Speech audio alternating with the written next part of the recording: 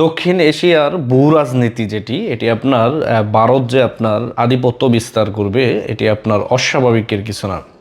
ইতিমধ্যে আপনারা ডোনাল্ড ট্রাম্পের সাথে নরেন্দ্র মোদীর একটি বৈঠকের যে চিত্র বা এখানে যে কথোপকথন হয়েছে, এই বিষয়গুলো নিয়ে কিন্তু বাংলাদেশের মিডিয়াতে মোটামুটি অনেকটাই আপনার তোলপাড় সৃষ্টি হয়েছে। তো যাই হোক, শেখ হাসিনা সরকার পতনের জন্য আপনার আমেরিকার ভূমিকা কতটুকু ছিল এই বিষয়ে কিন্তু প্রশ্ন করা হয়েছে এই বৈঠকে।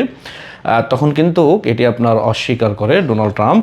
আর বিশেষ করে বাংলাদেশের রাজনীতিতে আপনার ভারত যে আপনার পর্যবেক্ষণ করে বা দক্ষিণ এশিয়ার রাজনীতি সম্বন্ধে ভারত মোটামুটি অনেকটাই নাক গলাবে, এটার একটা ইঙ্গিত কিন্তু আপনার ইতিমধ্যে দিয়ে দিয়েছে ডোনাল্ড ট্রাম্প। আর বিশেষ করে ডোনাল্ড ট্রাম্প বাংলাদেশের রাজনীতি সম্বন্ধে যে বিষয়টি আপনার বলেছে, অথবা আপনার শেখ হাসিনা সরকারের পতনের পেছনে আমেরিকার কেন রয়েছে কিনা, এগুলো কিন্তু স্পষ্ট বার্তা ইতিমধ্যে উনি দিয়েই দিয়েছেন। তো যাই হোক, যে আপনার ভারত বাংলাদেশ সহ আশেপাশে যেই ছোটোখাটো যে রাষ্ট্রগুলো রয়েছে এগুলো যে তারা নিয়ন্ত্রণ করবে, এটি একটি নমুনা কিন্তু ইতিমধ্যে প্রকাশ হয়েছে। তো বিশেষ করে ইউনূস সরকারকেও যে আপনার বাইডেন প্রশাসন আপনার সহযোগিতা করেনি, এটা কিন্তু আপনার আমরা কেউ বলবো না যে করেনি। আর তারা কিন্তু করেও কিন্তু সেটি কখনো স্বীকার করবে না।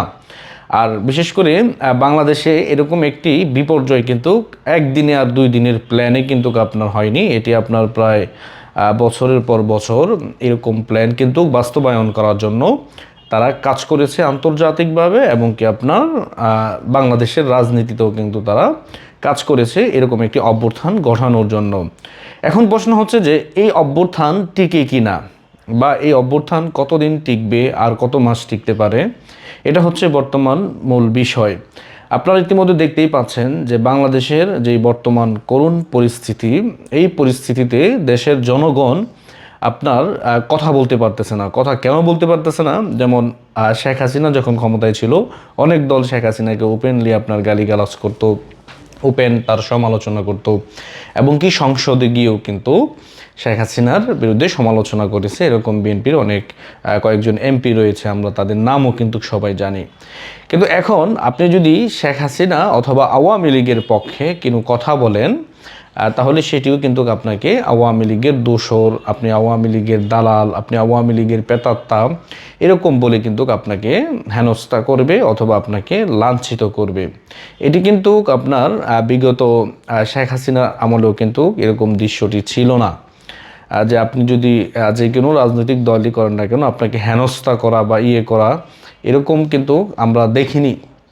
হয়তো অনেকে বলবেন যে তাদের উপর নির্যাতন চালানো হয়েছে বা তাদেরকে জেলে বন্দি রাখা হয়েছে। আসলে এগুলো 5 তারিখের পর স্পষ্ট হয়ে গেছে।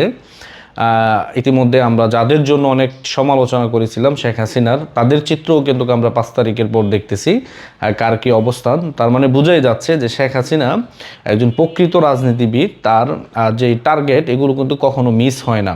যেমন আমরা অনেকটা সময় আলেমদের জন্য অনেক কান্নাকাটি করেছি যে তাদেরকে কেন জেলে বন্দি করা হলো বা কেন করা হলো। দেখা যাচ্ছে কি যে তারা কিন্তু ওই সময় পরিচয় দিত যে আমরা কিন্তু রাজনীতি করি না, আমরা একটি ইসলামিক সংগঠন মাত্র। কিন্তু দেখা যাচ্ছে কি যে 5 তারিখের পরে তারা কিন্তু ইতিমধ্যে রাজনৈতিক দলের নিবন্ধন নিয়ে ফেলেছে, মার্কাও ইতিমধ্যে নিয়ে ফেলেছে। তার মানে আপনি বুঝতে হবে যে শেখ হাসিনা তার প্রতিপক্ষকে দমানোর জন্য কিন্তু সে এরকম কাজগুলো করেছে। তো যাই হোক, এগুলো হচ্ছে রাজনৈতিক ইস্যু বা রাজনৈতিক বিশ্লেষণ।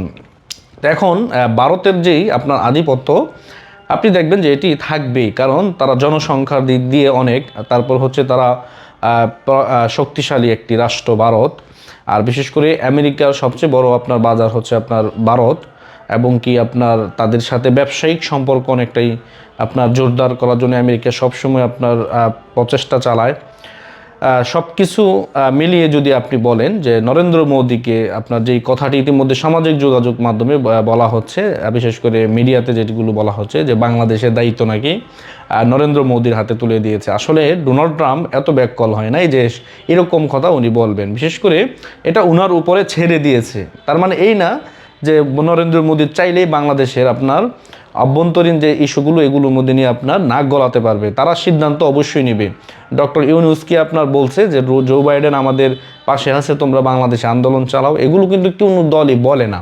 এগুলো হচ্ছে আপনার কূটনৈতিক চাল, এগুলো আপনাকে বুঝতে হলে অনেকটা সময় নিতে হবে। তো যাই হোক, এগুলো সরাসরি কিন্তু ডোনাল্ড ট্রাম্প কখনো বলবে না, কিন্তু বাংলাদেশে আপনার তাদের আধিপত্য একটা থাকবে, শুধু বাংলাদেশ না, এশিয়ার ভিতরে যে ছোটোখাটো দেশগুলো রয়েছে এগুলোতে তাদের মোটামুটি একটা প্রভাব থাকবেই।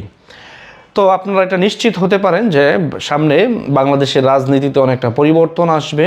আর বিশেষ করে ইউনূস তার দিন দিন তার যেই আপনার চিন্তা সেগুলো ইতিমধ্যে বেড়েই চলেছে। আর সেও ইতিমধ্যে জানতে পারতেছে যে আমাদেরও সময় গনিয়ে এসেছে, আমরাও আর থাকতে পারবো না। কিন্তু ষড়যন্ত্র কিভাবে হয়েছে এগুলো কিন্তু আস্তে আস্তে বের হয়ে আসতেছে, বা নাটক যে তারা ইতিমধ্যে করেছে বাংলাদেশে এগুলোও কিন্তু আপনার প্রমাণিত হচ্ছে, সামনে কিন্তু আরও প্রমাণিত হবে, এবং কি তারা লাঞ্ছিত হয়ে কিন্তু এই দেশ থেকে বিতাড়িত হবে। আমি এই কথাটা আপনাকে বলে রাখতে পারি, আজকে কথা বলতে পারতেছে না, 1 মাস 2 মাস পর দেখবেন মানুষ জেগে উঠবে এই ইউনূসের এবং কি তার এই অত্যাচারের বিরুদ্ধে মানুষ প্রতিবাদ করবে। অত্যাচার কিভাবে হচ্ছে না, সব দিক দিয়ে হচ্ছে। দেশের জনগণ এখন ক্রয় ক্ষমতার বাইরে চলে গেছে, নিম্ন আয়ের যে মানুষগুলো তারা এখন না বিশ্বাস ফেলতেছে, ট্যাক্স ব্যাট এগুলো বৃদ্ধি করা হয়েছে, এবং কি আপনার দেশ থেকে টাকা পাচার করা হচ্ছে, এগুলো আপনার জনগণের পকেট কেটে নেওয়া হচ্ছে। এগুলো কেন হচ্ছে? এগুলো তাদের মাস্টার প্ল্যানের অন্তর্ভুক্তই ছিল, দেশ থেকে কিভাবে তারা টাকা পাচার করবে। একটি অভ্যুত্থান হবে ঠিকই, কিন্তু তারা তাদের লাভ নিয়ে কিন্তু এই দেশ থেকে তারা চলে যাবে, এটাই সত্য। ভালো থাকবেন। জয় বাংলা, জয় বঙ্গবন্ধু।